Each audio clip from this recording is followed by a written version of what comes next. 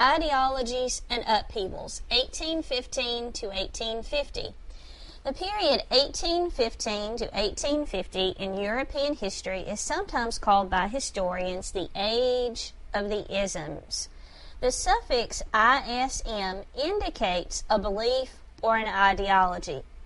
An ideology can be defined as a belief or set of beliefs, or a doctrine, or a philosophy, or simply a way of looking at things, a viewpoint that is shared by a group of people who are attempting to explain politics, society, and economics in a way that makes sense to them.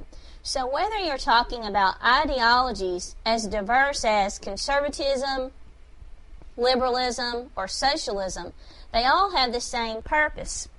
They are an attempt to explain politics, society, and economics. An upheaval is a disturbance or a challenge to the established political and social order. So what we see happening in European history between 1815 and 1850, the so-called Age of the Isms, is that various powerful ideologies emerge, beliefs attempting to explain politics, society, and economics, which result in upheavals all across Europe or result in challenges to the established political and social order of European politics at the time. The ideologies that we will be focusing on in this period are conservatism, liberalism, socialism, communism, nationalism, patriotism, imperialism, and romanticism. Some of these ideologies we'll spend more time on than others. In fact, I will introduce to you nationalism and imperialism in this lecture, but we will not focus on those until later chapters in the course.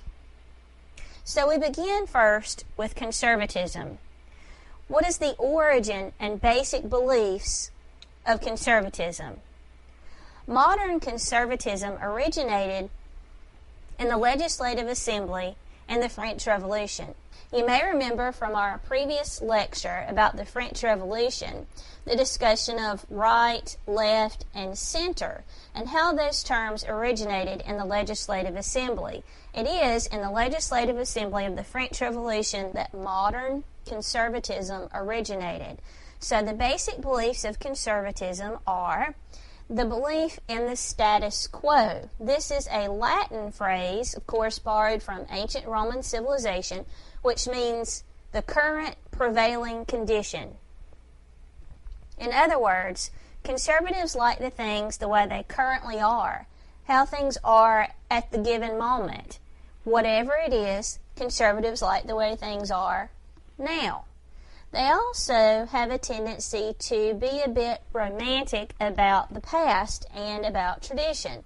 So, to sum it up, conservatives like the way things are now, or they like the way things used to be or have been in the past. In other words, they are not typically associated with liking change. To use poor grammar, admittedly, there's an expression that you're all familiar with, if it ain't broke, don't fix it. Now, I would never recommend that you speak that way, but I think that really does sum up conservatism.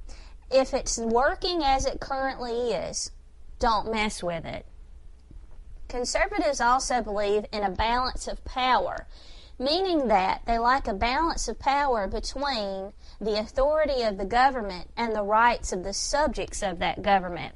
They also are in favor of a balance of power between the various branches of government. The executive, legislative, and judicial branches, they feel, should all have the ability to check each other's power and keep each other from becoming too powerful. They also believe that people should have the right, through voting, to keep a check on the power of the government. Conservatives believed in the 19th century that the size of government should be limited. In other words, they're for small government. They don't like big, rambling bureaucracy with many government officials and the creation of new government jobs. They believe in limiting the size of the government, keeping the government small and efficient. They also believe that individual political ambitions should be limited. In other words, conservatives don't like strong men, quote unquote, or another way to put it is they don't like absolutist tyrants. In the 19th century, European conservatives liked the idea of a monarchy. Whether it was, and it seems a bit contradictory, they did accept and like monarchy, whether it was absolutist or constitutional. Of course, preferably they liked a constitutional monarchy, but if a country had always been absolutist, then conservatives liked that because they liked things the way they were or the way they had always been. So they're for monarchy in the 19th century.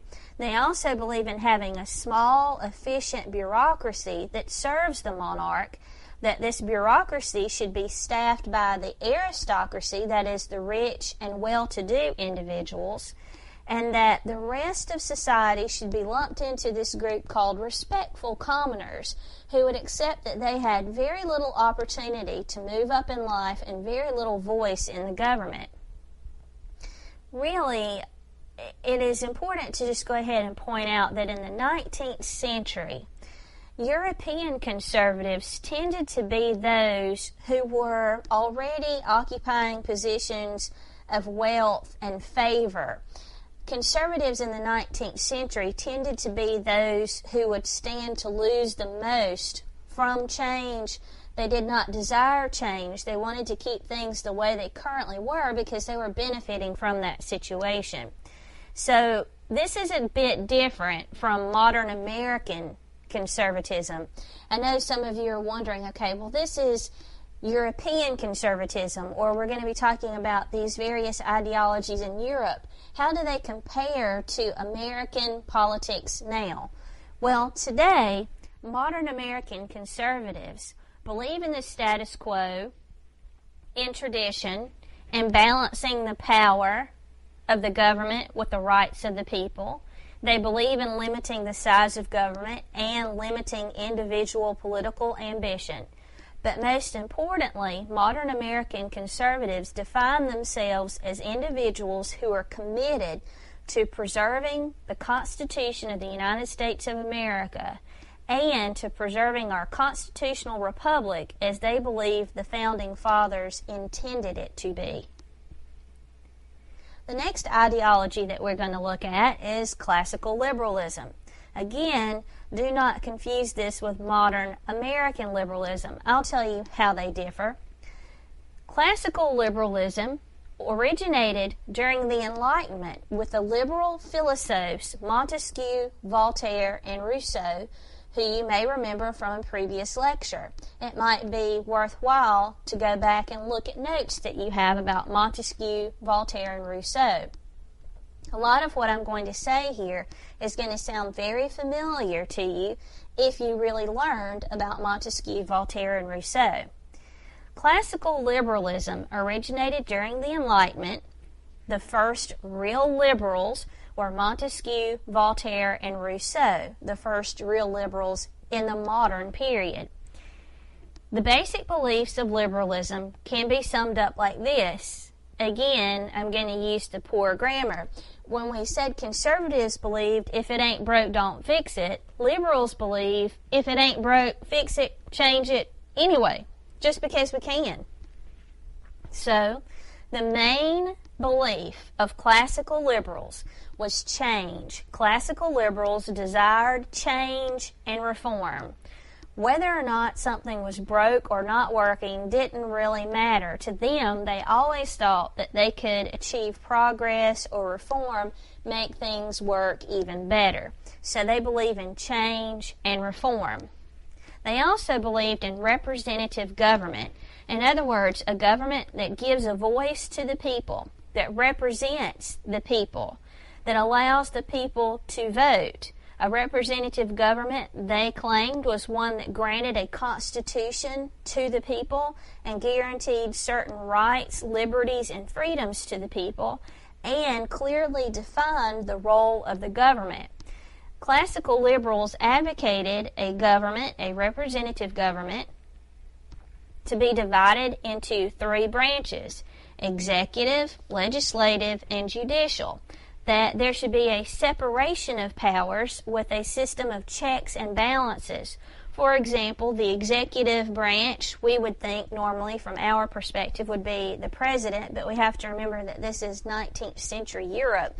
So their view of the executive office would be a king with his various responsibilities. The legislative branch, which makes laws and raises taxes. The judicial branch, which enforces laws.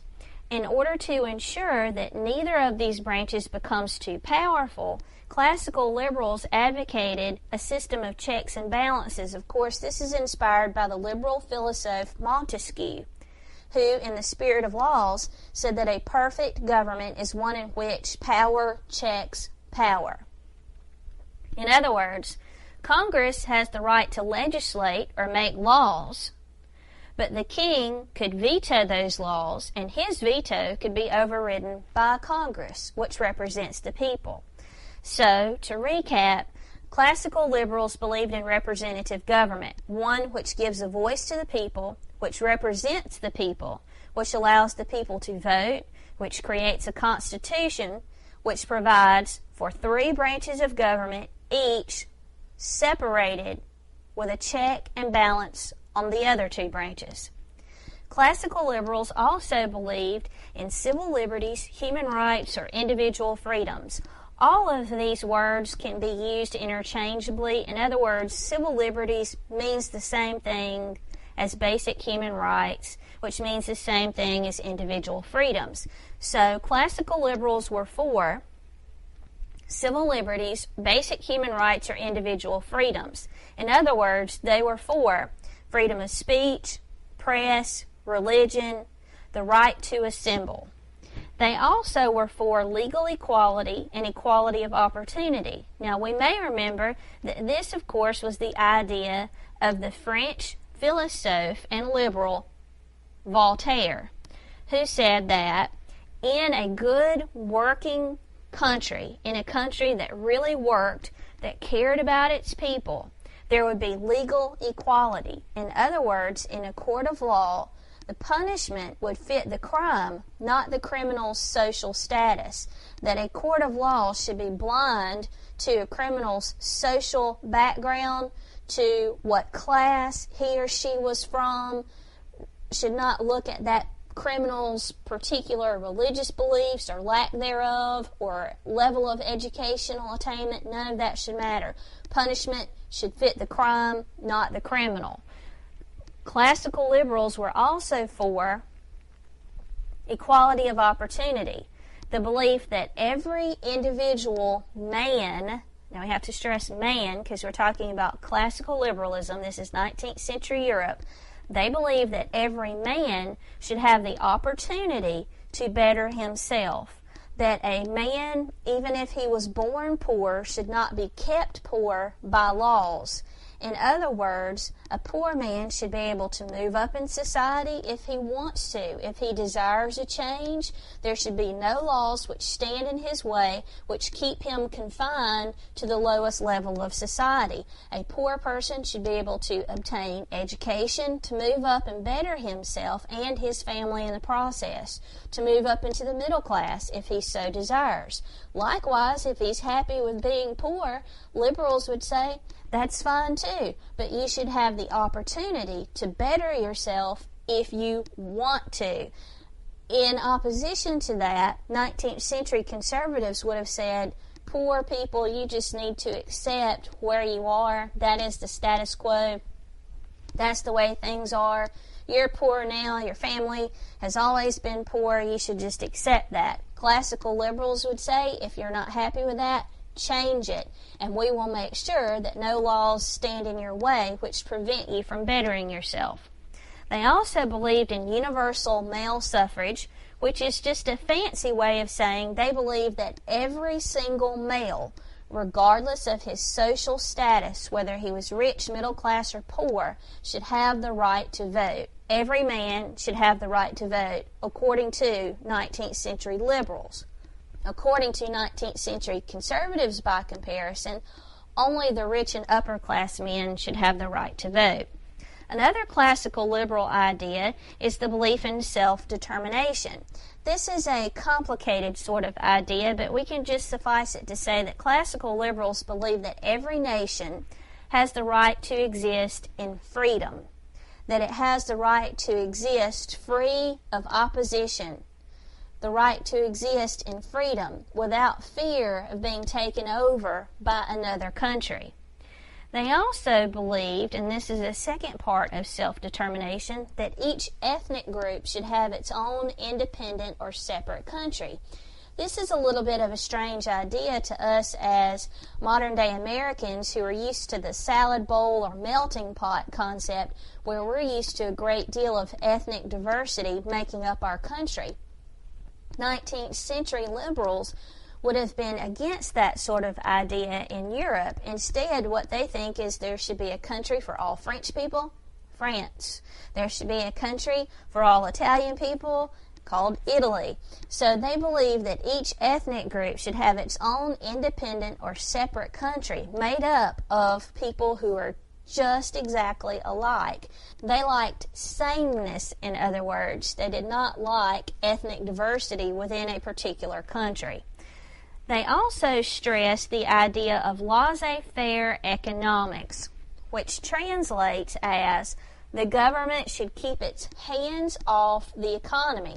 This is an idea attributed to a classical liberal economics professor by the name of Adam Smith, who published in 1776 a landmark book called The Wealth of Nations. In it, he described the basic classical liberal economic philosophy. There should be no government intervention in the economy whatsoever. The government should keep its hands off the economy and keep its nose out of business in a classical liberal country.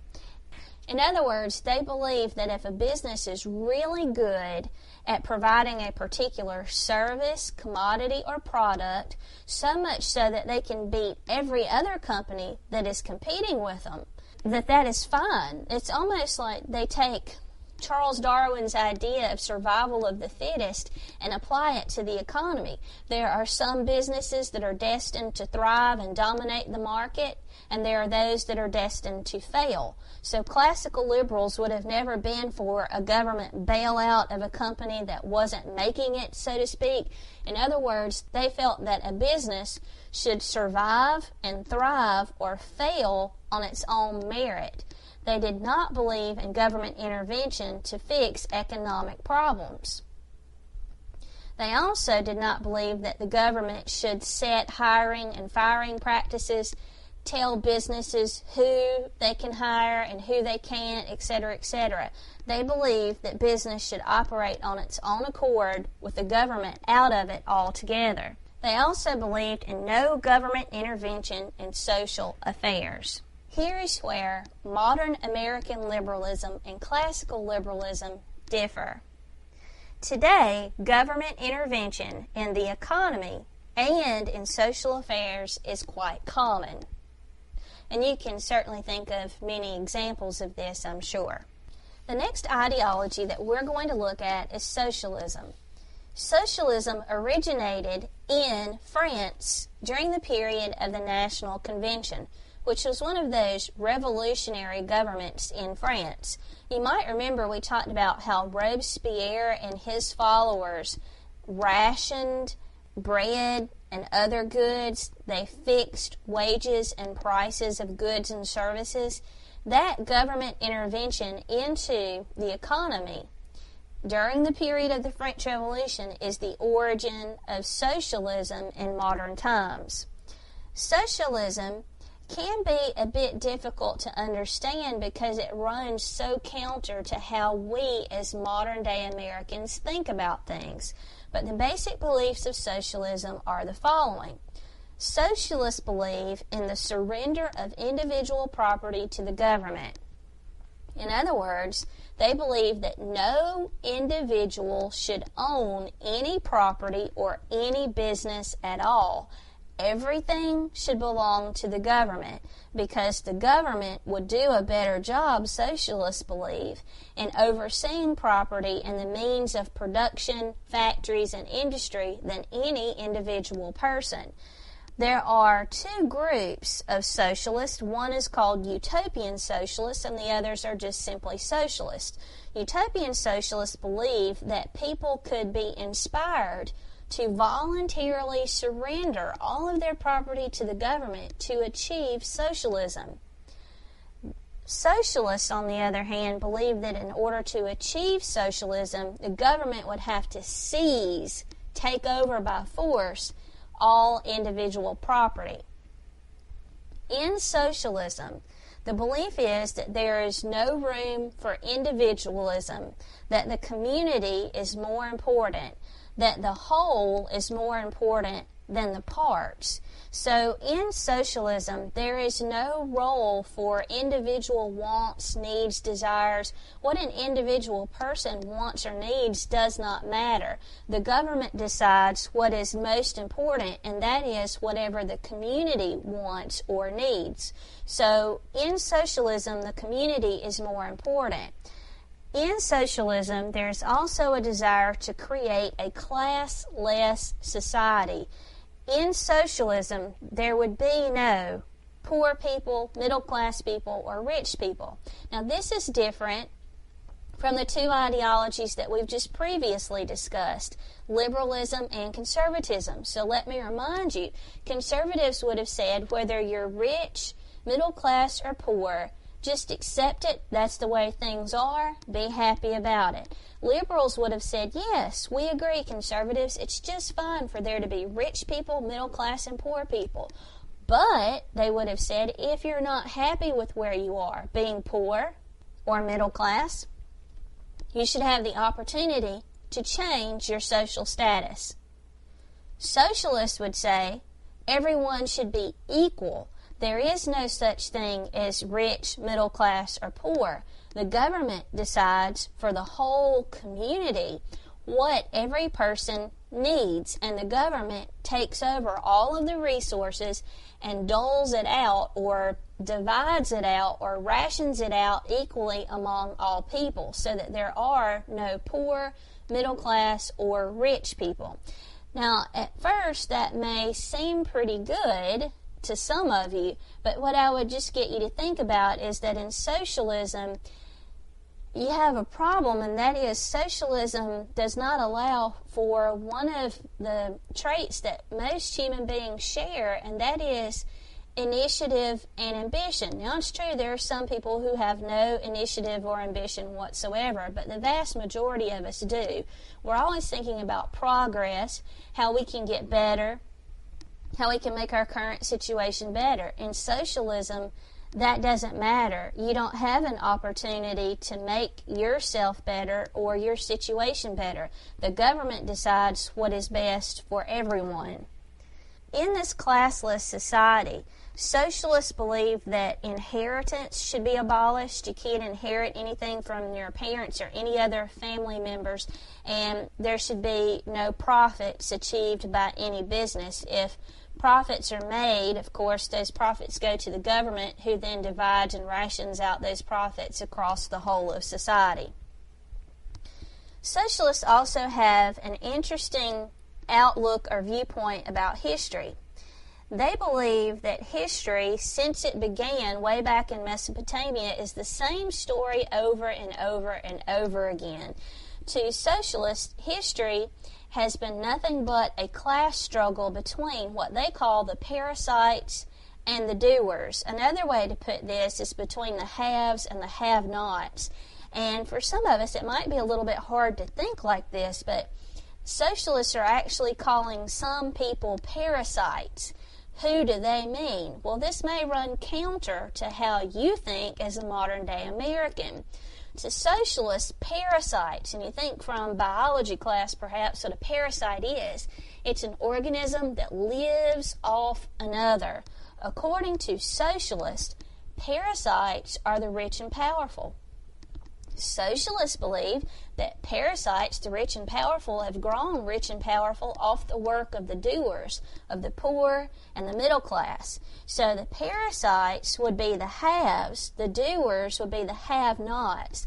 What socialists call for is a final stage in history in which the doers or have-nots would stage a revolution and seize all of the individual property and hand it over to a socialized government so that the doers would suddenly be the ruling class, that the parasites or haves should give way, quote-unquote. That's usually how socialists put it, that parasites, rich people, the haves, should give way or step aside for the doers to achieve ruling class status.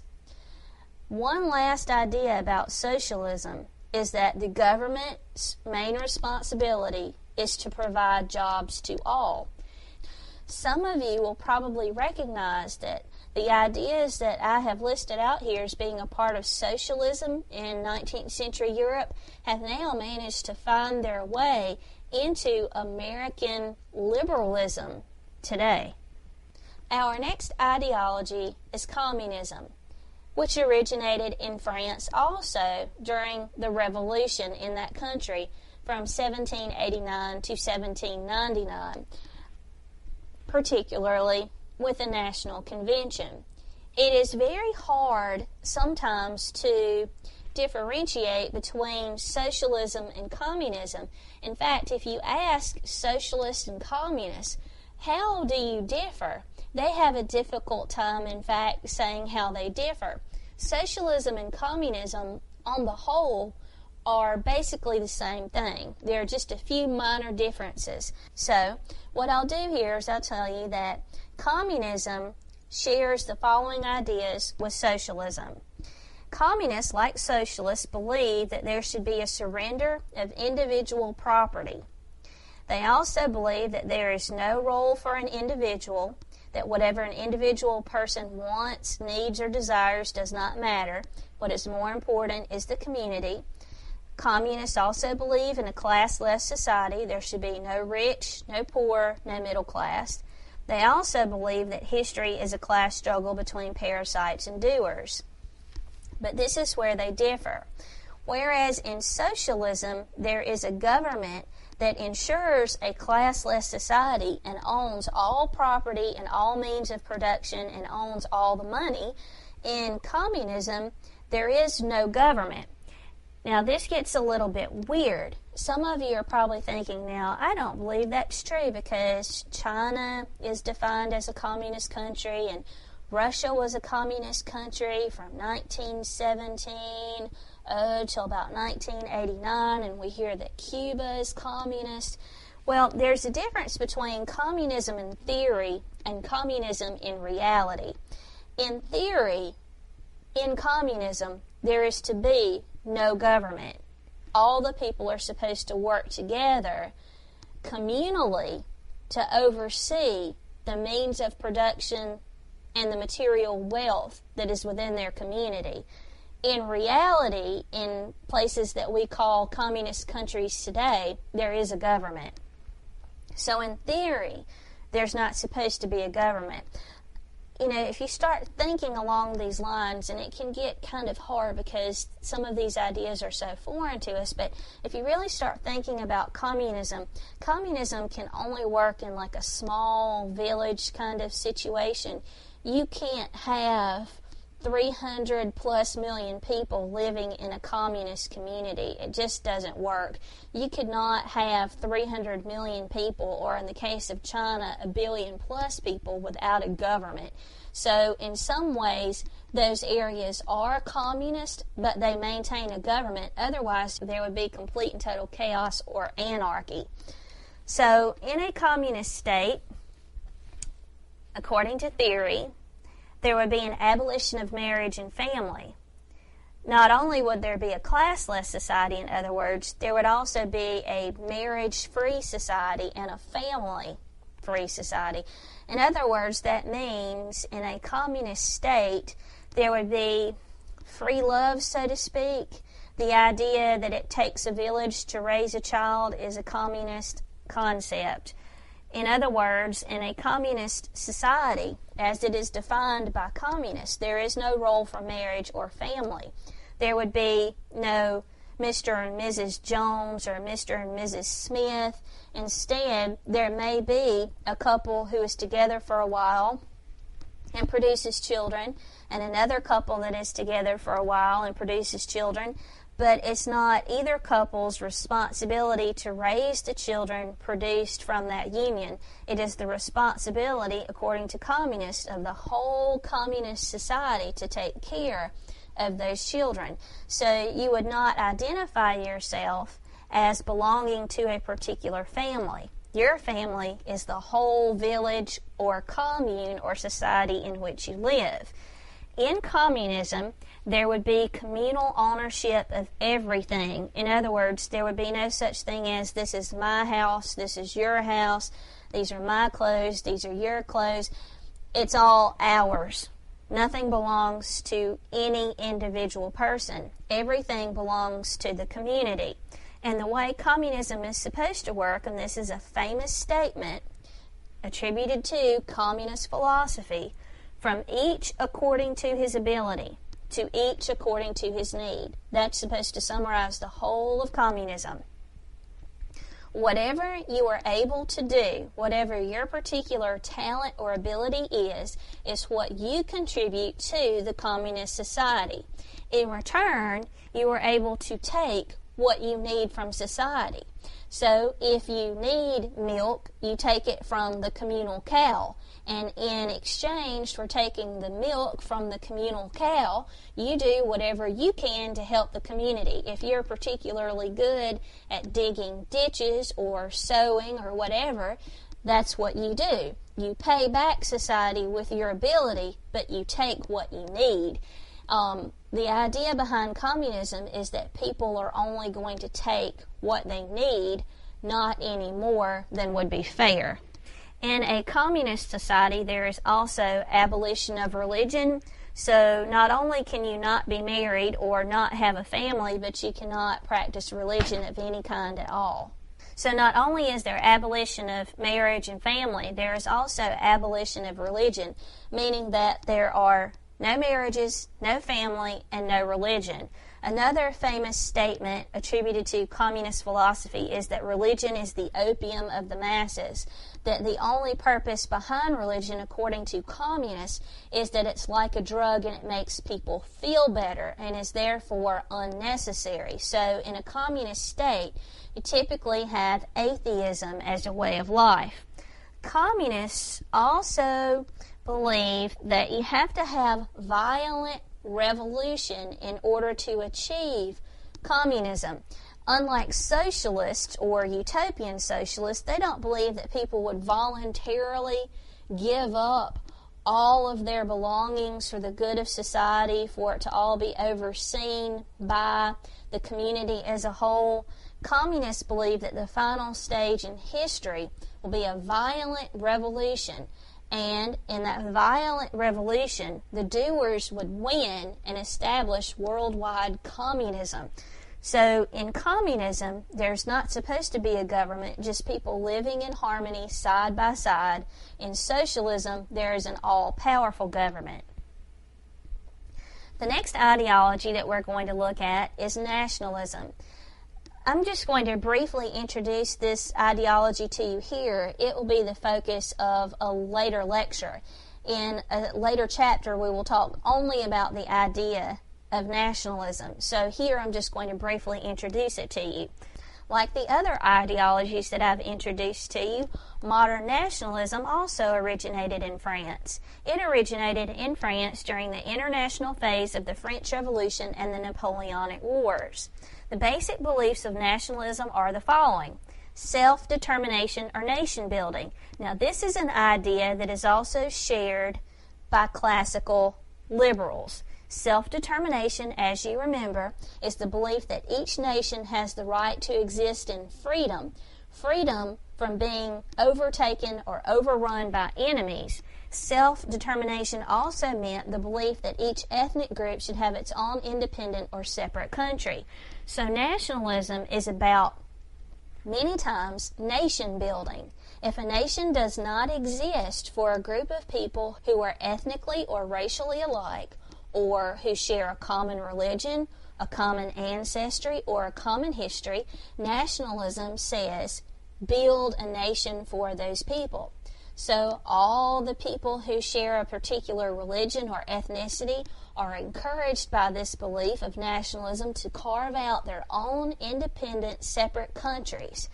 It is also an idea of nationalism if you're already fortunate enough to live in a country made up of people just like you, then you don't have to build a nation. Instead, what you do is build a better one.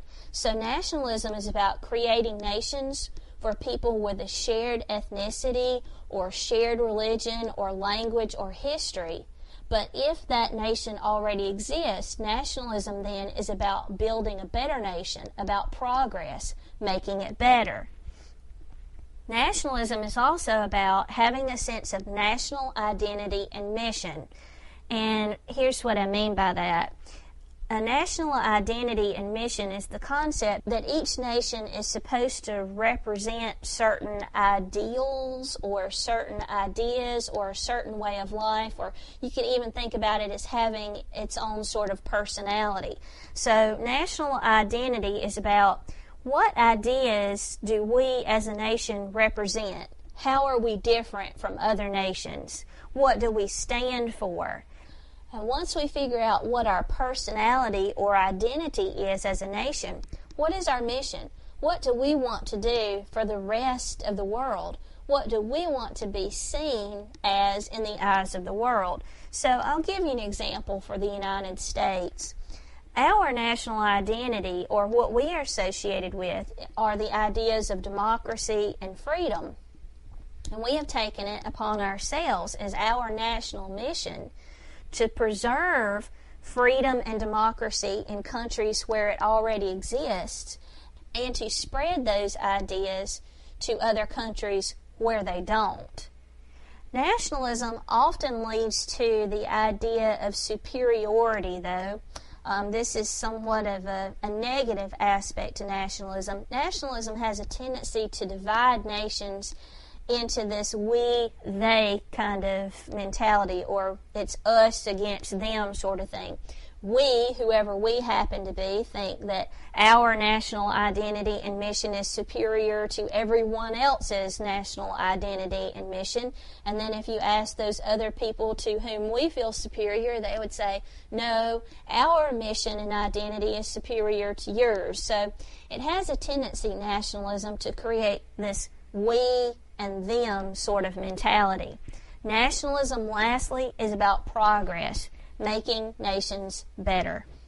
In other words, thinking about what problems exist in the nation, what can we do as a people to fix them and make life better for all of those who live here. The next ideology that I'm going to briefly mention to you is patriotism. Patriotism is sometimes considered to be a part of nationalism, but I'm going to identify it for you just as a separate ideology in this lecture. Patriotism is quite easy to define. This is an ideology that we're probably all familiar with.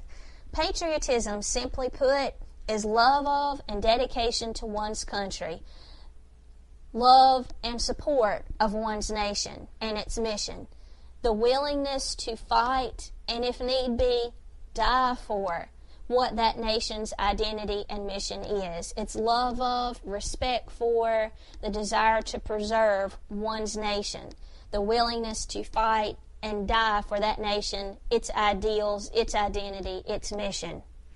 Imperialism is our next ideology, and it will be the focus of a future lecture, so all I will do here in this lecture is briefly introduce it to you. Imperialism originated during the Crusades, and that is information that goes back to Western Civ 1. So for this class, let's just suffice it to note that imperialism originated with the Crusades. Simply defined, imperialism is the desire or quest for colonies, protectorates, or to amass an empire. But a good textbook definition would go like this. Imperialism is a national policy that favors extending power peacefully or forcefully over another nation or territory.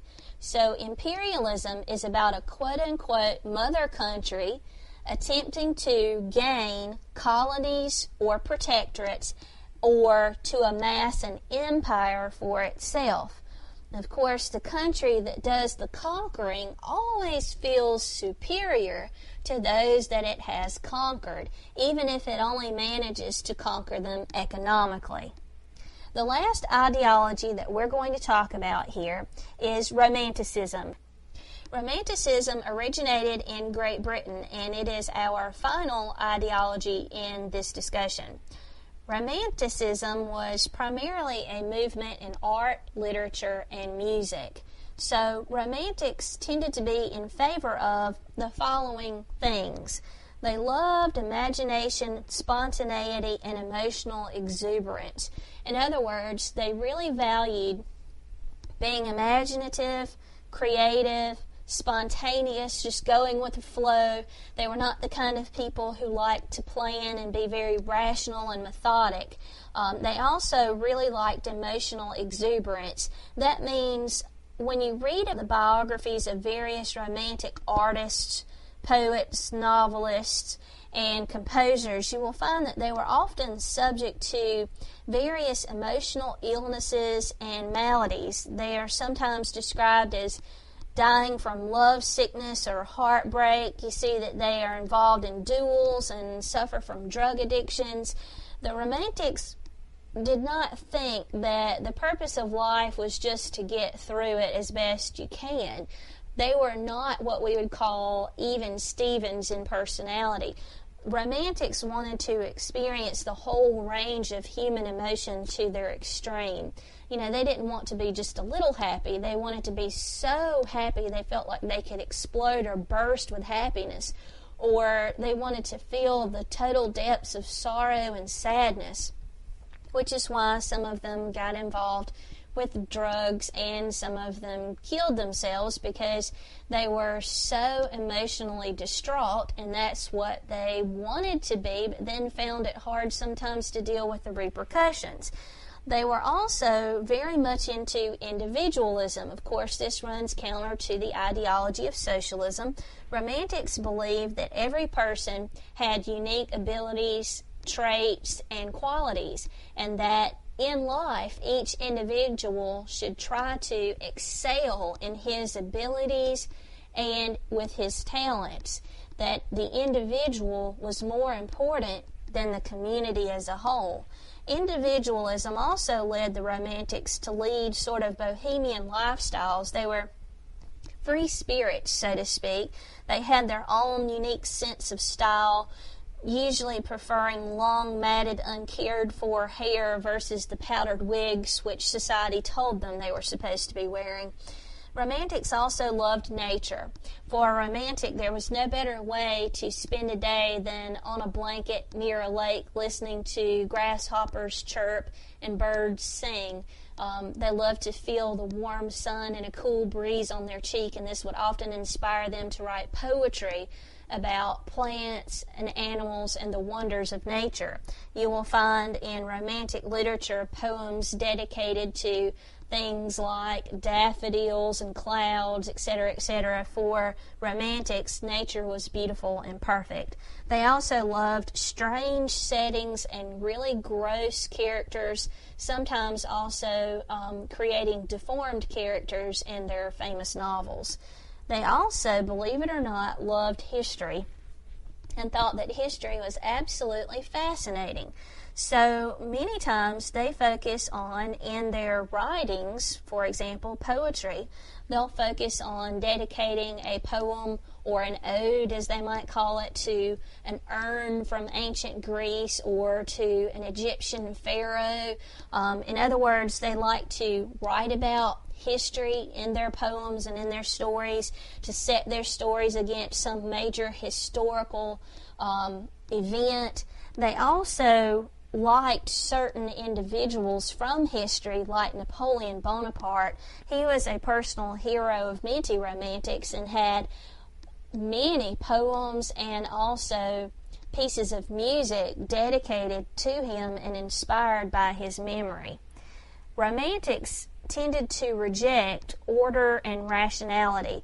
This, of course, goes against imagination, spontaneity, and emotional exuberance, which is what they're all about. They could not stand order and rationality. They felt too confined by having to be methodical or planned out. They also did not like social conformity. This is because they're true individuals doing their own thing, marching to the beat of a different drummer. They did not like society telling them, this is how you're supposed to look, this is what you're supposed to wear, this is what you're supposed to think, believe, feel. If society told them this is what you're supposed to be, they would often do the exact opposite just to rebel against social conformity. They also rejected materialism. This is because they preferred the bohemian lifestyles of free spirits. They were not concerned with amassing things or acquiring a fortune. They also hated industrialization, the coming of the Industrial Revolution. And this was because it had a terrible impact on individual workers. As you will learn in later material, during the Industrial Revolution, it was quite common for poor people to be forced to work 6-day weeks in factories with 12 to 16 hours common, even for children less than 10 years old. Bathroom breaks were not granted. And during these long, impossibly hard days, people would get 30-minute breaks. They were not allowed to talk to anyone while at work except to their supervisor about the job that they were doing. The confines of these factory jobs just seemed to romantics to take out any sort of spirit in the worker. But it also destroyed nature. The byproducts and pollution which resulted from these early factories in Great Britain and France had absolutely destructive effects on rivers and streams and on various animal populations. Sickness and epidemic diseases were common because of the filth being put into streams and rivers by these early factories. So when romantics talk about industrialization, about factories, they often describe them as being hell on earth. And when you see pictures sometimes painted by romantic artists, and you'll think, gosh, this particular artist painted a picture of hell or what he envisions hell to be like. And then you read what the title of the picture is, and it's very interesting. It usually says, such and such factory in Manchester, England, 1784 or whatever. So for romantics, industrialization brought about destruction of individuals and nature, and for that reason, they tended to describe it as being hellish torture. This ends our look at ideologies and upheavals. I have now described and defined for you the ideologies of conservatism, classical liberalism, socialism, communism, nationalism, patriotism, imperialism, and romanticism. At this point, what you should do is take your lecture outline, your lecture notes, and go to Study Guide number 9, Section 1, Matching. Using your lecture notes and lecture outlines, you should be able to very easily match together the ideology with its definition. Once you have completed Section 1, Matching, review those definitions carefully and go to Section 4, Critical Thinking on the Study Guide. What I have done here is I've listed 47 items which pertain to the period 1815 to 1850, the age of the isms. I'm asking you to take what you have learned from those definitions and to apply that information and to think critically. What you are going to do is read each item and determine what ideology or ideologies, some have multiple answers, is represented by that event. So if we do one together, let's look at number 10 as an example.